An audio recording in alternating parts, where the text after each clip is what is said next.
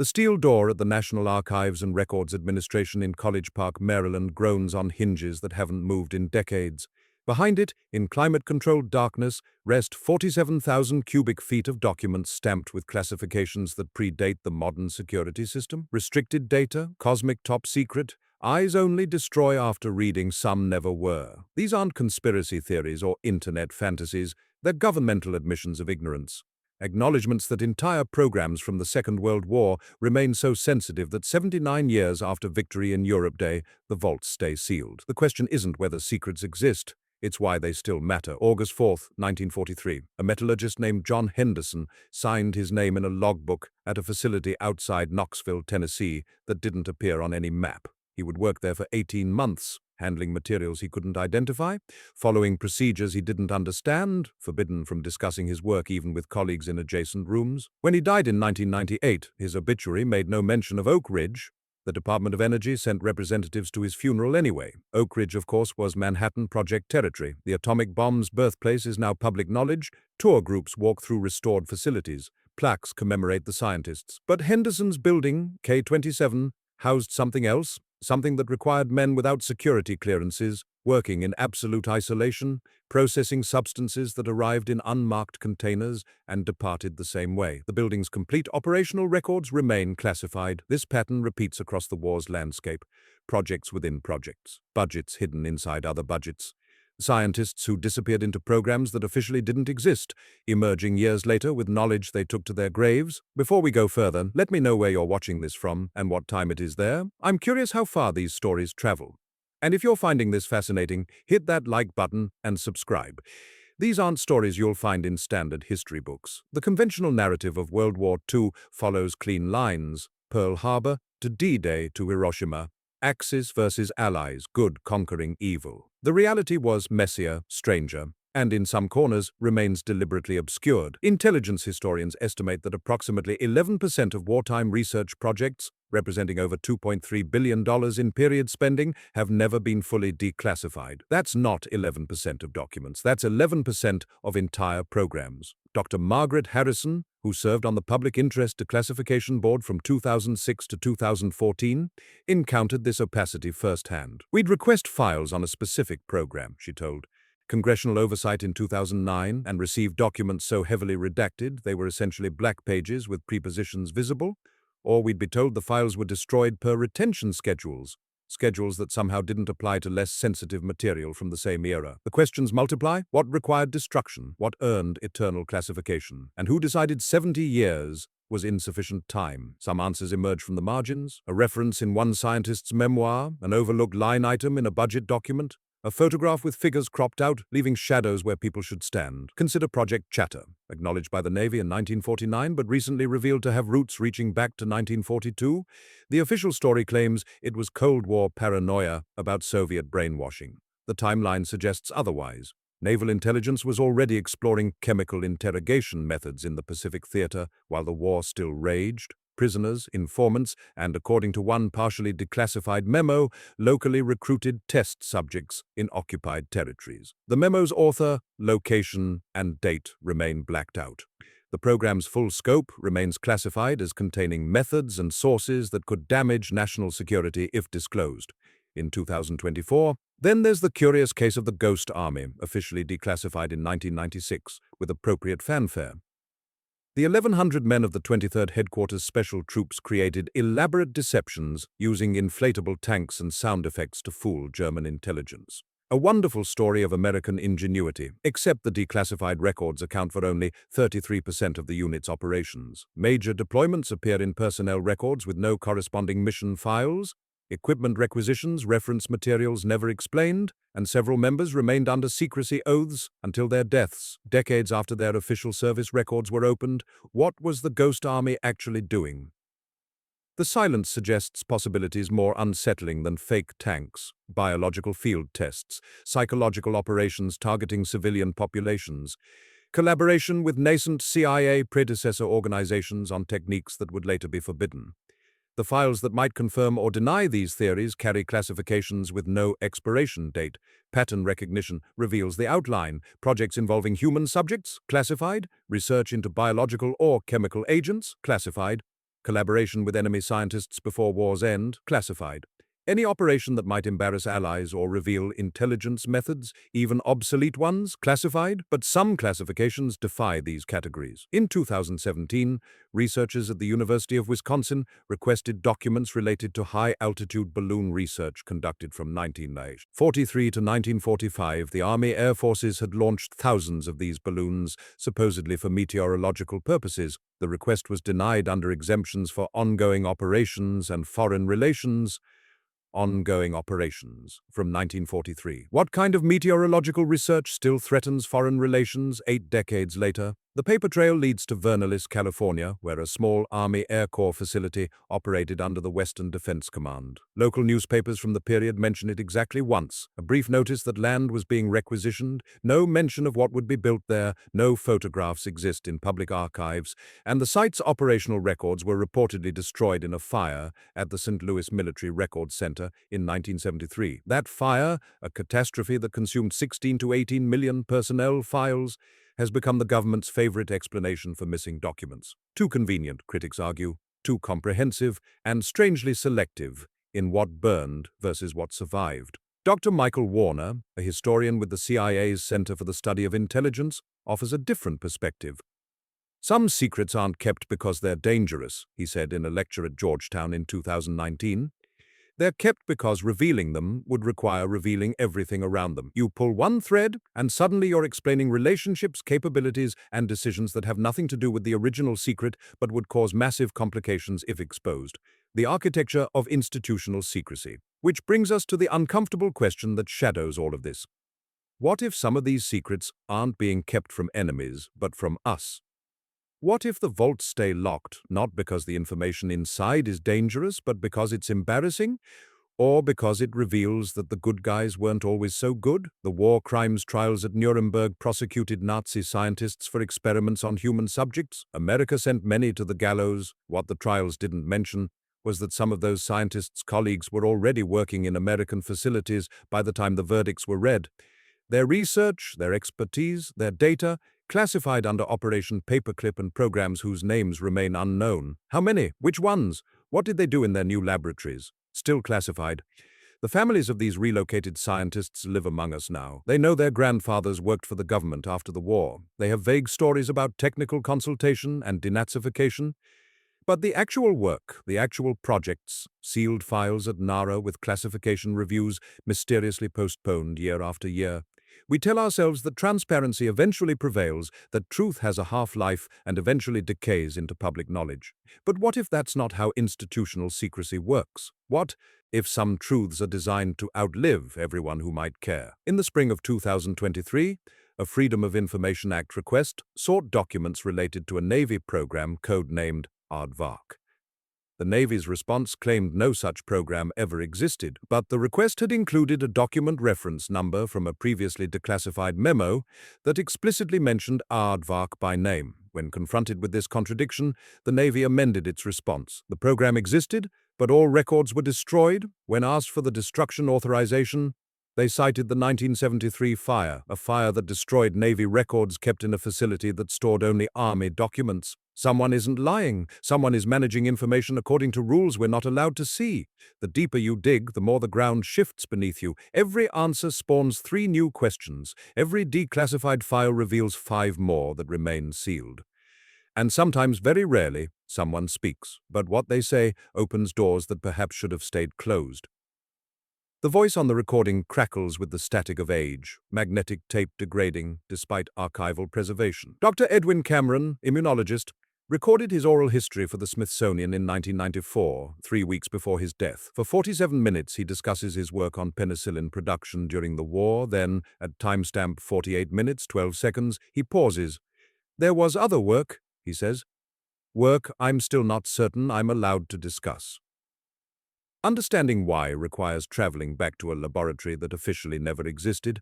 Grosse Isle, Michigan, September 1943. The island sits in the Detroit River, close enough to see the Ford plants across the water, their smokestacks pumping darkness into autumn skies. But the northern end of the island, where the old quarantine station once processed immigrants, had been transformed into something else. Armed guards, chain-link fencing topped with barbed wire, and a smell that locals described as wrong. Not industrial, not chemical exactly, but organic decay mixed with something medicinal. The army called it the WWII laboratory. Documents reference it exactly 17 times in the entire War Department archive. 16 of those references are supply requisitions for standard items, furniture, office equipment, coal. The 17th is a memo routing biological specimens from Fort Detrick, Maryland to Station GI. Everything else is classified under Title 50 U.S. Code, the section governing atomic secrets. Despite this facility having nothing to do with nuclear research, Dr. Cameron worked there for 11 months. So did 43 other scientists, according to a roster that surfaced accidentally in 2008 when a researcher found it misfiled in records for an entirely different facility. The roster listed names, specialties, and arrival dates. Departure dates were blank for 12 of the scientists. They simply stopped appearing in any records after entering Grosse-Île, not transferred, not discharged, erased. 6 of those 12 eventually resurfaced in civilian life years later with unexplained gaps in their employment histories and government pensions that didn't match their official service records. 3 never appeared anywhere again. 1, Dr. Sarah Lindholm, was declared dead in absentia in 1952, though her sister received letters postmarked from Switzerland as late as 1947. The work at Grosse-Île centered on what internal memos euphemistically termed defensive biological preparations. The closest modern equivalent would be vaccine development, except the diseases being studied weren't naturally occurring. They were engineered variants, plagues modified for stability, infectivity, or resistance to existing treatments. This was before the Biological Weapons Convention, before the Nuremberg Code established ethical guidelines for human experimentation, before anyone outside a handful of military planners had seriously contemplated weaponized disease as anything more than medieval history, but someone was thinking about it very seriously indeed. The trail leads to Fort Detrick, Maryland, where the Army's biological warfare program operated with a budget that somehow never appeared in congressional appropriations. Camp Detrick, as it was known then, employed over 500 personnel by 1944. Their official mission: develop defenses against potential biological attacks. Their actual work, suggested by procurement records that survived classification, developing the attacks themselves: anthrax bombs, botulinum toxin delivery systems, experimental pathogens with no natural reservoir, designed in laboratories, tested on. The records go dark. Tested on whom? A partially declassified report from 1946, released under FOIA in 2019 with 73% of its content redacted, mentions volunteer test subjects for controlled pathogen exposure studies. The report notes that these tests achieved satisfactory morbidity rates and provides statistical analysis of infection vectors. Then this line, somehow escaping the censor's pen: subject compliance remained excellent throughout the terminal phase. Terminal phase. The volunteers, it seems, didn't survive to tell anyone what they'd volunteered for. Standard procedure would be to dismiss this as wartime necessity. Desperate measures against Nazi Germany and Imperial Japan, both of whom had biological warfare programs. Except the timeline doesn't work. Most of Fort Detrick's aggressive research ramped up in 1944 and 45, when Allied victory was assured. The Japanese Biological Warfare Unit, Unit 731, wasn't even identified by Allied intelligence until late 1944. Someone was preparing for a war that hadn't started yet, or preparing weapons to use against an ally who might become an enemy. The evidence points toward the Soviet Union as the target, but even that doesn't fully explain the secrecy. Biological weapons development, while ethically problematic, wasn't illegal in the 1940s. Why classify the entire program so thoroughly that 80 years later, historians can't even confirm how many facilities were involved? The answer might lie in who else was working on these projects. Operation Paperclip officially began in August 1945, bringing Nazi scientists to America. The official narrative says these were aerospace engineers, von Braun and his rocket team, valuable minds that couldn't be allowed to fall into Soviet hands. What the narrative omits is that Paperclip had a biological counterpart. Dr. Heinrich Kleve arrived in the United States in January 1946. His specialty, aerosolized bacterial delivery systems. His previous employer, the Wehrmacht's biological warfare program. His war crimes, never prosecuted. Instead, he worked at Fort Detrick until 1949, when he quietly returned to Germany with a generous consulting fee and a secrecy agreement backed by threats of espionage prosecution. Kleve wasn't alone. At least 47 German and Japanese biological warfare specialists came to America between 1945 and 1948. Some worked openly, others simply vanished into the archipelago of classified facilities that stretched from Maryland to Utah to the Pacific coast, and what they brought with them was data, the unforgivable kind. Unit 731 conducted experiments on living subjects, Chinese prisoners, Korean civilians, Allied POWs,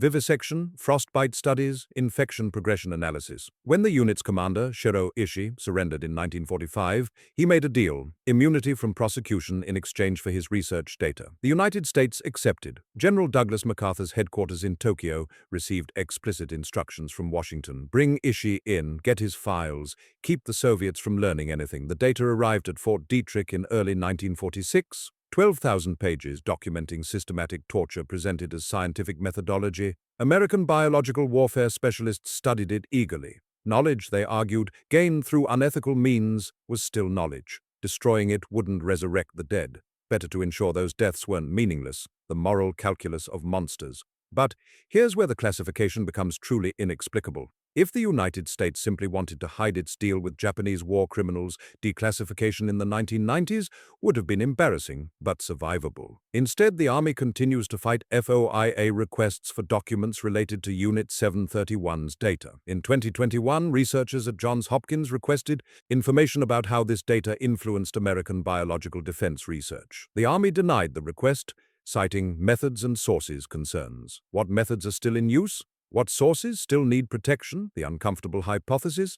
Some of Unit 731's research continues, not the torture, at least we hope not, but the underlying methodologies, the experimental designs, the theoretical frameworks. Acknowledging how deeply that data influenced American military medicine would require explaining why knowledge gained through atrocity remains classified while other war crimes are openly documented. It would require admitting that we built our defenses on a foundation of bones. Dr. Cameron, in that oral history recording, came closest to saying it directly. We knew where some of our theoretical models came from, he said. We knew, and we used them anyway, because the alternative was ignorance, and ignorance could cost American lives. I don't know if we were right. I'm not sure there was a right answer. The recording ends there. The interviewer tried to follow up, but Cameron declined further discussion. He died without clarifying what models he meant, what work at Grosse-Ile involved, or why speaking about it 49 years later still made him hesitate. His papers, donated to the University of Michigan, arrived with one box separated from the others. That box remains sealed by order of the Department of Defense, with a classification review scheduled for 2045. 22 years from now, a century after the war ended, someone might learn what Edwin Cameron knew. Unless that box, too, burns in a convenient fire, the pattern repeats across the Pacific Theater. Laboratories on remote islands, experiments conducted far from oversight, indigenous populations exposed to pathogens and studied to track infection rates. All of it justified as defensive research, all of it sealed behind classifications that suggest something far more aggressive. And all of it involving scientists who signed away their right to speak, under penalty of imprisonment or worse. What becomes of a democracy that seals away pieces of its own history? What happens when the generation that remembers dies, taking their uncomfortable truths into classified graves? We're about to find out, because the files aren't the only things that remain classified. The facilities do too, buildings that officially don't exist, sitting on military reservations with no acknowledgement of their purpose. Grosse-Ile Laboratory was demolished in 1953, its ruins buried under 6 feet of clean fill and replanted with trees. But the underground portions, the sealed rooms, the crematorium, the cold storage vaults, those weren't demolished. They were simply covered over, entombed, waiting perhaps for someone to dig deeper than they should. The radio message lasted 11 seconds, transmitted from a submarine surfacing briefly off the Norwegian coast on March 17, 1944. It contained 43 groups of 5-letter code blocks that naval intelligence decoded within an hour, then immediately reclassified at a level that prevented even the submarine's captain from knowing what he'd transmitted. The stakes here aren't historical curiosity, they're constitutional. When a government classifies its own actions indefinitely, it removes those actions from democratic accountability forever. Lieutenant James Forrestal's patrol report for USS Barb's mission to Norwegian waters mentions the message transmission in a single line. Relayed Osprey traffic per orders. No context, no explanation. And when researchers requested Barb's complete communications logs in 2007, the Navy released them with that entry and the surrounding 48 hours completely redacted. Osprey, whatever it was remains so sensitive that acknowledging its existence threatens national security 80 years later. This classification architecture extends across dozens of intelligence operations, projects with bird names, osprey, cardinal, vulture, raven, each one mentioned briefly in peripheral documents, then vanishing into classifications so deep that even their code names are sometimes redacted in partially released files. The Office of Strategic Services, predecessor to the CIA, ran these operations from a headquarters building in Washington that was demolished in 1961. Standard procedure would archive operational records at the National Archives, but OSS records are scattered, incomplete, and often reference programs for which no other documentation exists. Operation Cardinal appears in 3 documents: a budget line item for foreign intelligence activities totaling $230,000, a personnel order transferring 12 agents to Cardinal protocols in October 1943, and a single memo from OSS Director William Donovan to President Roosevelt describing Cardinal as yielding significant intelligence from secured sources. Secured how? Intelligence about what? 12 agents doing what? Still classified. Dr. Timothy Naftali, who worked on the CIA history staff during the declassification push of the 1990s, encountered Cardinal references repeatedly. We'd see it mentioned in connection with Scandinavian operations, then North Africa, then the Balkans, he said in a lecture at Yale in 2016. But every substantive document was either missing or so heavily redacted it was worthless. My impression was that Cardinal wasn't a single operation, but an entire methodology, a way of gathering intelligence that someone decided must never be publicly acknowledged. The methodology of secrets. One possibility emerges from Operation Paperclip's intelligence counterpart, a program that brought not just Nazi scientists but Nazi intelligence officers into American service. General Reinhard Gehlen, Hitler's senior intelligence officer on the Eastern Front, surrendered to the United States with his entire spy network intact. By 1946, Gehlen was working for American intelligence, running networks inside Soviet-occupied territory. The Gehlen Organization, as it became known, employed hundreds of former SS officers, Wehrmacht intelligence operatives, and collaborators with blood on their hands. They provided intelligence the CIA valued highly enough to ignore their pasts. But official histories claim this relationship began after the war ended. The Cardinal references suggest otherwise. If American intelligence was already collaborating with Nazi officers during the war, if Osprey meant running agents through neutral Sweden to coordinate with Wehrmacht intelligence against the Soviets before Hitler was even defeated, it would explain the eternal classification. It would mean the United States was betraying its Soviet ally while still fighting Germany. It would mean the Cold War began before the Second World War ended, and it would mean American soldiers died while their intelligence services secretly negotiated with the enemy. No wonder the files stay sealed. The pattern extends beyond intelligence operations into psychological warfare programs that venture into territory modern ethics would call torture. Operation Bluebird, declassified in 1975, involved experimental interrogation techniques using drugs and hypnosis. The official record claims it began in 1950, but references in OSS documents suggest predecessor programs existed as early as 1943. Truth serums, hypnotic suggestion, sensory deprivation, all tested on subjects whose identities remain classified, using methods whose full descriptions remain classified, producing results that remain classified. Dr. Cameron, different from the biologist mentioned earlier, worked on these psychological programs at Montreal's Allen Memorial Institute after the war. His CIA-funded experiments on unwitting subjects became public scandals in the 1970s. What remains hidden is where his techniques originated, who developed them first, who tested them during the war, on whom. The files that might answer these questions are sealed under sources and methods protections meant for active intelligence operations. But the operations ended 80 years ago, the methods are obsolete, the sources are dead, unless the methods aren't obsolete, unless the sources have modern equivalents, unless what was developed in wartime laboratories continues in forms we're not allowed to recognize. Consider the curious case of Camp X, a spy training facility outside Toronto, operated jointly by Canadian and British intelligence with significant OSS involvement. Officially, Camp X trained agents in sabotage, assassination, and covert operations. The camp closed in 1944, and its records were largely declassified in the 1990s, except for Building 7. Every other structure at Camp X has documentation, architectural plans, supply records, personnel rosters. Building 7 appears on a single site map with no indication of purpose. No records of who worked there, no supply requisitions, no mention in any trainee's memoirs. A researcher for the Canadian Broadcasting Corporation requested information about Building 7 in 2013. The response came not from Canadian archives, but from the CIA, which invoked exemptions under both Canadian and American secrecy laws. A building that officially didn't exist still requires active protection. Local residents remember it differently. Elderly Ontarians who lived near the camp as children recall strange sounds from that section of the facility. Screaming, they said, though their parents dismissed it as training exercises. One woman, interviewed before her death in 2009, insisted she saw bodies being carried from Building 7 in the middle of the night, loaded into trucks, and driven away. "My father told me to forget what I'd seen," she said. "He said some things were necessary for the war effort. Some sacrifices had to be made. I was 8 years old. I didn't understand what he meant." She never forgot, but she never reported it either. Who would she tell? What could she prove?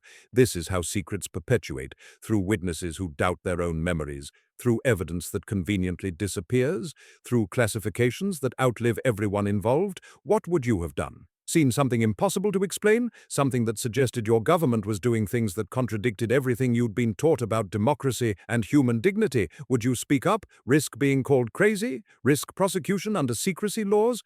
Or would you, like most people, convince yourself you must have misunderstood the bystander's complicity? The architecture of institutional secrecy depends on this, on ordinary people choosing not to see, not to ask, not to push too hard, on researchers who accept redacted files, on journalists who take no comment as an answer, on citizens who trust that classifications exist for good reasons, and mostly they do. Some secrets protect ongoing operations, some shield intelligence sources, some prevent proliferation of dangerous knowledge.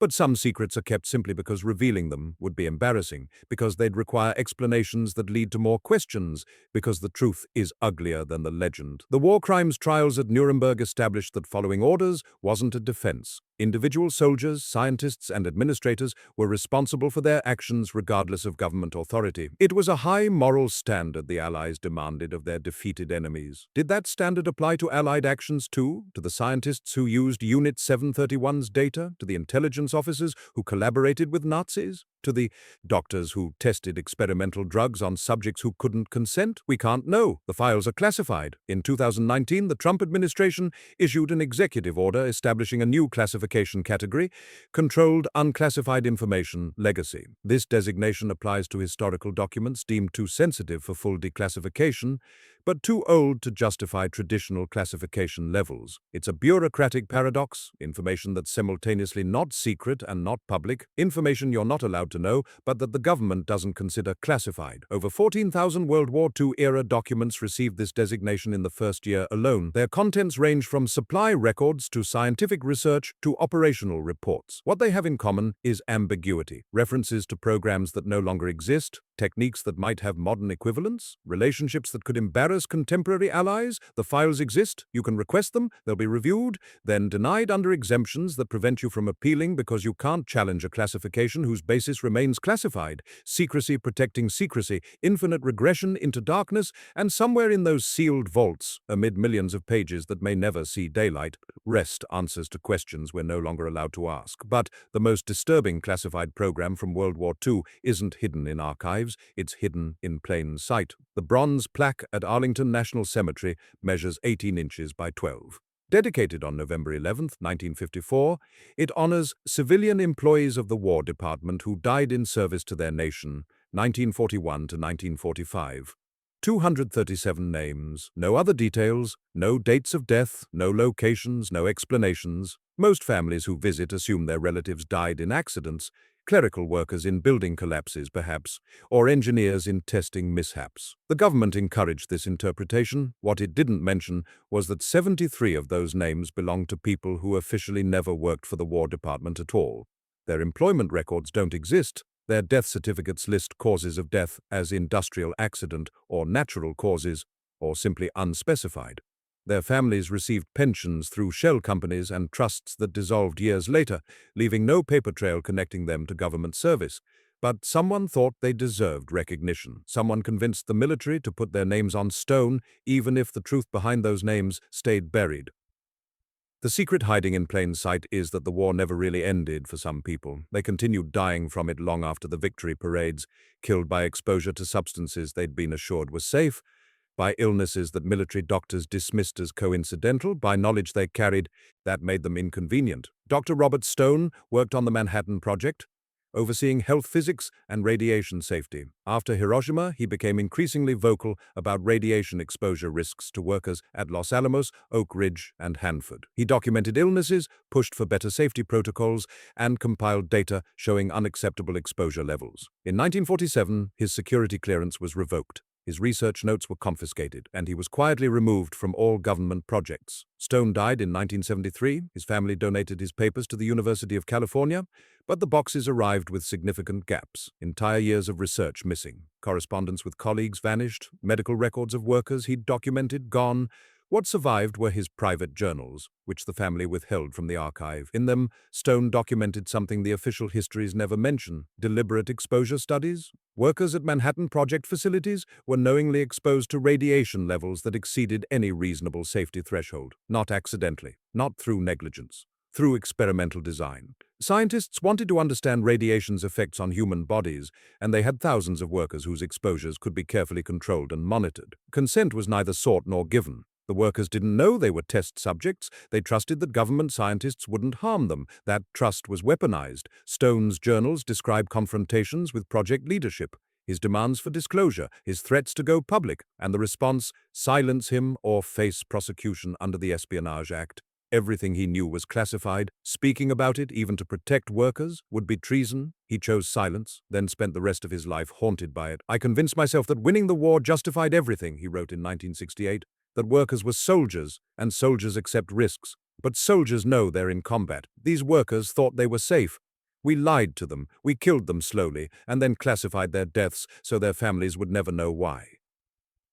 How many others made similar calculations? How many scientists, administrators, and military officers chose complicity because the alternative was prison? The classified death toll from wartime programs may never be known. Radiation exposure at Manhattan Project sites, disease exposure at biological warfare facilities, chemical exposure at munitions plants, psychological damage from experimental interrogation programs, each one carefully documented, then carefully hidden. The Atomic Energy Commission finally acknowledged some of these exposures in the 1980s. After investigative journalism forced their hand, Congress passed the Radiation Exposure Compensation Act in 1990, providing payments to victims and their families. But the act only covers exposures that occurred after January 1942 and only at specific facilities during specific time frames. If you worked at a site that officially didn't exist or during a period not covered, or were exposed to substances the government won't acknowledge using, no compensation, no recognition, no justice, just silence. The K-27 building at Oak Ridge, where John Henderson worked in isolation, processed uranium hexafluoride using techniques that exposed workers to both chemical and radiological hazards. Henderson developed kidney disease, liver disease, and eventually cancer. The Department of Energy denied his family's compensation claim, stating that his work couldn't be verified, and his illnesses were consistent with normal aging. He died at 53. Veterans Administration hospitals across the country treat patients suffering from illnesses connected to classified programs. The doctors can't discuss the exposures, the patients can't discuss their work, and the government can't acknowledge the connection without declassifying programs it refuses to declassify. So, people die quietly, their sacrifices erased, along with the projects that killed them. This is the deepest secret. Not the weapons, not the experiments, but the people. Ordinary Americans who served their country in programs they couldn't discuss, who died from exposures they couldn't prove, whose families received carefully worded letters expressing sympathy without explanation. The monuments tell part of the story. Arlington's plaque, similar memorials at Oak Ridge, Los Alamos, Hanford, names without context, recognition without revelation. But monuments can't speak, can't testify, can't demand accountability, and that's exactly how the system is designed. In 2022, the Department of Energy announced a new declassification initiative promising to release documents related to worker safety at Cold War nuclear facilities. The announcement was carefully worded: Cold War facilities. Nothing about World War II sites, nothing about programs that predated the Atomic Energy Commission, because acknowledging those exposures would require acknowledging the programs that caused them, and acknowledging the programs would require explaining why they remained classified for 80 years. And explaining that would require confronting an uncomfortable truth. Some secrets are kept not to protect national security, but to protect institutional reputation. The government that sent Japanese Americans to internment camps eventually apologized and paid reparations. The government that conducted syphilis experiments on black men at Tuskegee eventually apologized and paid settlements. The government that forcibly sterilized Native American women eventually acknowledged its crimes. But the government hasn't apologized for the classified programs because officially they still can't admit what those programs did. Dr. Margaret Harrison, the declassification board member mentioned earlier, resigned in frustration in 2014. In her resignation letter, itself partially redacted when released under FOIA, she wrote, "We cannot have both unlimited secrecy and democratic accountability. At some point we must trust that our citizens can handle uncomfortable truths about their government's past. That point should not be infinity, but infinity appears to be the plan. The National Archives now estimates that full declassification of World War II-era documents won't be complete until 2060 at the earliest. By then, everyone who participated in these programs will be dead. Everyone who might have been harmed will be dead. Everyone who could demand accountability will be dead, and that perhaps is the point. Wait long enough, and secrets become history. History becomes mythology, and mythology can be shaped to fit whatever narrative serves current needs. The war generation called themselves the greatest generation, and in many ways they earned that title. They defeated fascism, they built the post-war world, they established institutions that preserved democracy through existential threats, but they also built a secrecy apparatus that outlived its necessity. They created classification systems that protect bureaucratic convenience more than national security. They established precedents that allow governments to hide their actions indefinitely, shielded from democratic oversight by claims of permanent sensitivity. And we inherited that system, we live with it, we accept it, because most of us assume that if something is classified, it must be for good reasons, that our government wouldn't hide things without cause, that transparency will eventually prevail. But transparency requires advocates, it requires pressure, it requires people who refuse to accept that some questions shouldn't be asked. The files remain sealed, the facilities remain unmarked, the victims remain unnamed, and the secrets remain classified, not for decades but forever, or at least until forever looks indistinguishable from long enough. 79 years after Victory in Europe Day, we still don't know the full story of how that victory was won, what prices were paid, or who paid them. We know the official narrative, the heroic version, the one suitable for textbooks and monuments, but hidden in vaults, buried in demolished facilities, and classified in documents we're not allowed to read rests another version, one less heroic, more complicated, more human in its flaws and compromises. That version, it seems, we're not trusted to know. The war is over, the veterans are gone, but the secrets remain, locked away by bureaucratic inertia, institutional embarrassment, and the simple fact that once something is classified, there's no incentive to ever declassify it unless we demand it. Until we do, the steel door at College Park stays closed, the files stay sealed, the truth stays hidden, and the greatest generation's greatest secrets remain exactly that, secret.